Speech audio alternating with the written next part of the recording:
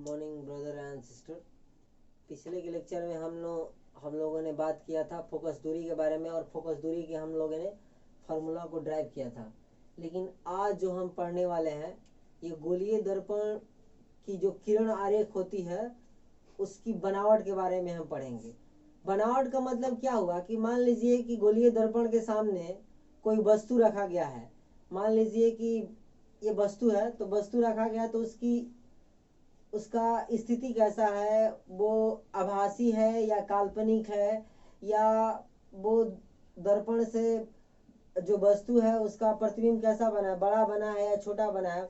मतलब इन सभी उसकी प्रकृति को बारे में जानने के लिए हम उसकी बनावट कैसी है, मतलब यदि हम फोकस पर रखे हैं तो उसका प्रतिबिंब कहाँ बना है, यदि हम केंद्र पर रखेंगे तो उसका प्रतिबिंब कहाँ बनेगा, यदि हम केंद्र और फोकस के बीच में रखेंगे तो कहाँ बनेगा, और केंद्र और अनंत के बीच में रखेंगे तो कहाँ बनेगा। विभिन्न स्थितियों का वर्णन हम इस संरचनाओं में, मतलब बनावट में, गोलीय दर्पण में जो इसकी स्थिति बनेगी उसकी प्रतिबिंब का, उन्हीं का हम लोग व्याख्या करेंगे। देखिए फर्स्ट में है मुख्य अक्ष के समानांतर आपतित किरण। मुख्य अक्ष का मतलब पिछले लेक्चर में आप जान गए हैं, ये जो होता है ये मुख्य अक्ष होता है। ध्रुव और वक्रता केंद्र को मिलाने वाली रेखा जो होती है वो क्या होती है, मुख्य अक्ष, यानी कि प्रिंसिपल एक्सिस इसको बोलते हैं। क्या बोलते हैं, प्रिंसिपल एक्सिस। तो ये जो है आपका अवतल दर्पण है, अवतल दर्पण, कनकेव मिरर। तो ये देखिए आपतित किरण है, इंसिडेंट रे है, इंसिडेंट रे। तो ये मुख्य अक्ष से समानांतर आपतित किरण में ये बतलाता है कि जब अवतल दर्पण में मुख्य अक्ष के समानांतर ये आ रही है, देखिए इसके पैरेलल ये रे इंसिडेंट हो रही है इस पर।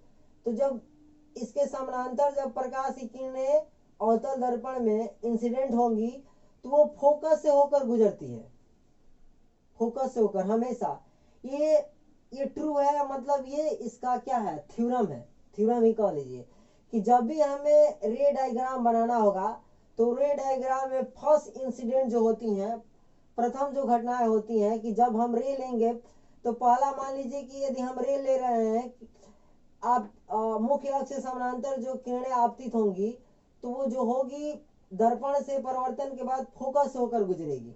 फर्स्ट ये एक कौन सा दर्पण है, अवतल दर्पण में। उसी तरह मतलब आकर मिलती है या काटती है। उसी तरह जब हम उत्तल दर्पण लेंगे, कन्वेक्स मिरर, तो ये फोकस से आती हुई प्रतीत होती है।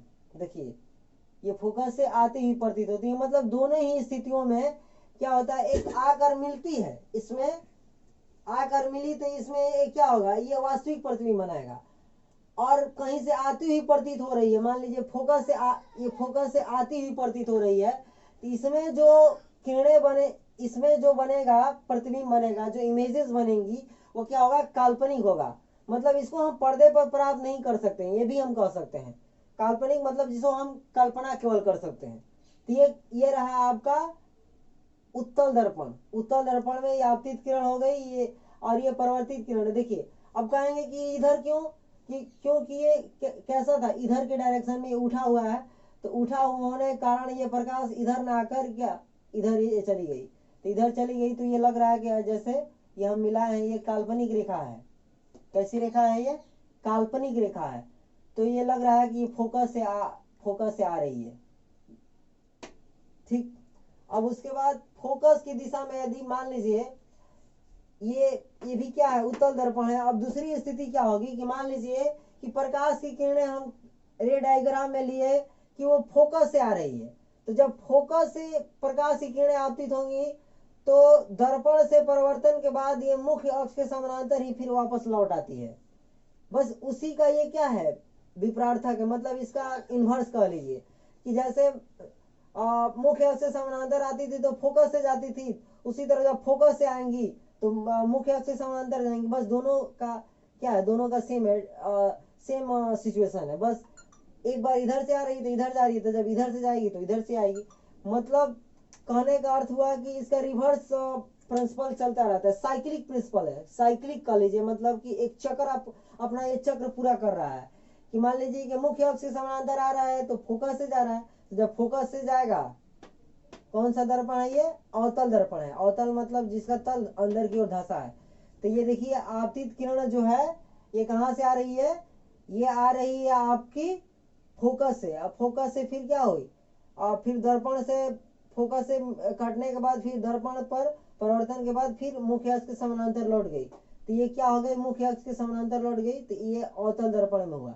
अब उत्तल दर्पण की बात करें तो देखिए, मान ये इधर से आ रही है प्रकाश की किरणें, फिर दर्पण से परिवर्तन के बाद फिर इधर लौट गई, तो ये लग रहा है कि ये फोकस से आ रही है, फोकस से आ रही है, मतलब फोकस में मिलती आती नहीं है, लेकिन लग रहा है कि ये फोकस से आ रही है। यदि हम दोनों इसको मिला देंगे तो ये क्या रहा कि जब फोकस से यदि प्रकाश की किरणें जाएंगी तो दर्पण से परिवर्तन के बाद मुख्य अक्ष के समानांतर क्या होती है, फिर अब उसके बाद एक इसमें दो और स्थितियां रहेगी आपका रे डायग्राम का। तो हम इसको इरेज कर लेते हैं। यदि आप लोग स्क्रीनशॉट लेना चाहते हैं तो इसको ले लीजिए।